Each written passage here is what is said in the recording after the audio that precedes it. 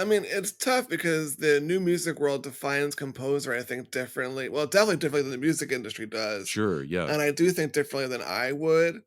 So the first one was probably Mike Keneally, who played guitar in Frank Zappa's band in 1988. And he'd written some piano pieces and a few albums.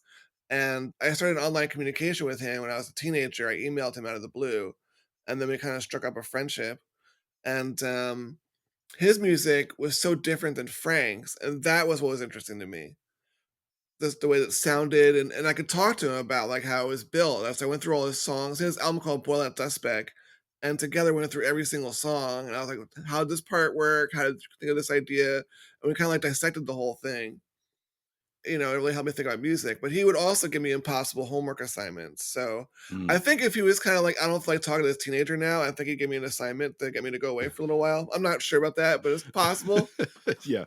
But, like, I was like, "The Black Page #1," I was like, "Well, the Keyboard Magazine says it's impossible." And he write back, "No, it's not impossible, get to work." And so I would sit there with a metronome for days trying to get that nested tuplet. For those who don't know, there's, like, a tuplet with tuplets inside it, and, for a 17-year-old, that was a lot. Right, yeah. I think I was in grad school before I encountered rhythms like that or, like, Yeah. consciously thought about it. I spent, I probably spent weekend like, a whole weekend just trying to get this one bar right. But we all had the advantage with the thing about Frank's music was when these pieces were being written, the band members couldn't hear them. There was no MIDI, there was no, you know what I mean? So you just had to, like, now we can hear an example of what it's supposed to sound like and then try and emulate that example. But back then, I think what the musicians accomplished is really extraordinary. Yeah, for sure. I'm interested in what you said about the definition of composer because that might help kind of color all of our conversation today. Right. Because obviously, there's I've people I've talked to have defined it like capital C composer. Like you sit down with your manuscript paper and you write for some orchestral instruments or something like that. And of course, that's a very narrow definition of composer. So to you, like, can you talk about what you see as the difference between, maybe a classically trained composer and then like what a composer would be in the music industry, as you mentioned, and kind of where you fit in to that? Maybe it's all over. Sure, that's fair.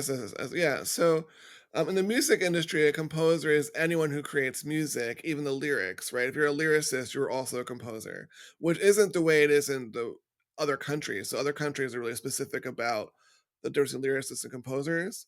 But here, if you write lyrics, you're also a composer by default, regardless of the method.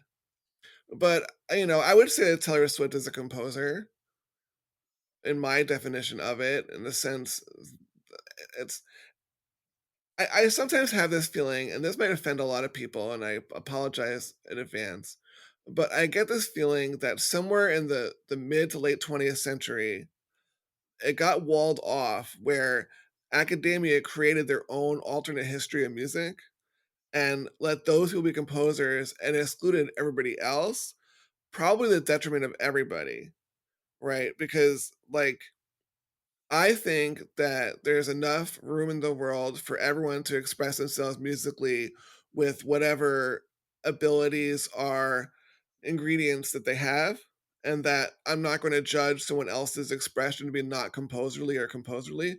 Like, even when I was a composition professor, I wouldn't do that. Right. Like, my music business students all were required to write a piece and record it and release it, and I gave no criteria at all on the art. The grade was for getting the job done, not for the quality of the art. But obviously, if students asked me for help, I would help them. But I think that it's created this. I don't know how to describe it, but I'm in it because I exist in both worlds. Right, I'm a member of the music industry, and I'm also a member of this new music community. And sometimes I feel very confused when people are being really, like, exclusive about it. Yeah. Am I explaining myself well here? Yeah, no, it makes total sense, and I would agree with you Like, 100%. when I taught music history, I taught 20th century music history twice. And the second time, I remember really being struck by, like, questions, not by the students, but myself. Like, why do I never talk about John Williams? Why do I never bring up video game music? Like, where are all the women? Would also be a great question.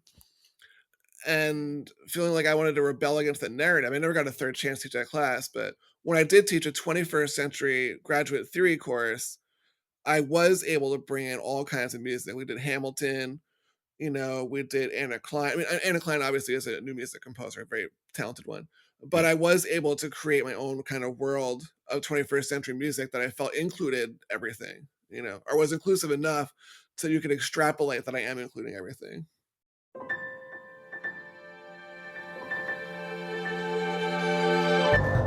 Thank you so much for tuning in to Micromaker by Loose Leaf Transmissions. We hope you enjoyed this brief glimpse into the inner workings of the creative life.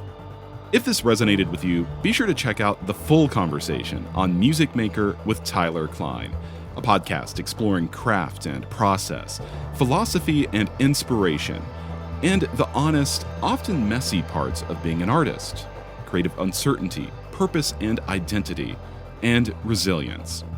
You can find Music Maker wherever you get your podcasts or by visiting musicmakerpodcast.com.